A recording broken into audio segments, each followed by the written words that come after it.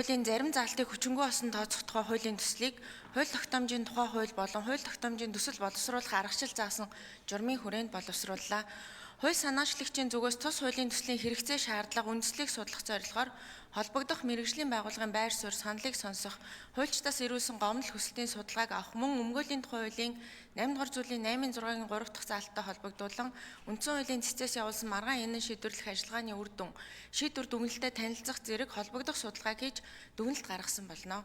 Одоогийн хүчин төгөлдөр мөрдөгдөж байгаа өмгөөлийн тухай хуулийн 8 дугаар зүйлийн 8-6-гийн 3-т хуульчийг өмгөөлөгчийн шалгалтанд оруулахаас татгалзах тохиолдлын нэг нь энэ хуулийн 15-1-12, 15-1-13 заасан өмгөөлийн үйл ажиллагаатай хавсран эрхэлж болохгүй ажил албан тушаал эрхэлж байгаа гэж заасан нь шалгалтанд орох хуульчийн эрхийг зөрчиж Монгол улсын үндсэн хууль заасан ажил мэргэжлээ чөлөөтэй сонгох эрхийг хязгаарласан бодит нөхцөл байдал үүсэж байгаа бөгөөд иргэний үндсэн хуулиар олгогдсон эрхийг хангах зорилгоор энэхүү хуулийн төслийг боловсрууллаа.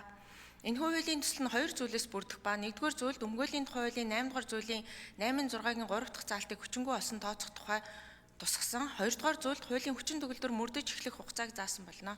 Өмгөөлийн тухай хуулийн 8 дугаар зүйлийн 8-6-гийн 3 дахь заалтыг хүчингү осон тооцох тухай хуулийн төсөл батлагдсанаар аливаа хуульч нь өмгөөлийн үйл ажиллагаа эрхлэх эрхийн шалгалтанд хууль бус хязгаарлалтаас ангид хамрагдах боломж бүрдэж, хуулийн зорилгыг гажуудуулсан, хуулийн бусад зүйл заалттай зөрчилдсөн зохицуулалт засварлагдана гэж харж байна. Ийм дуг хуулийн төслийг хэлэлцэж шийдвэрлэж өгөхийг та бүхнээс хүсье. За баярлалаа.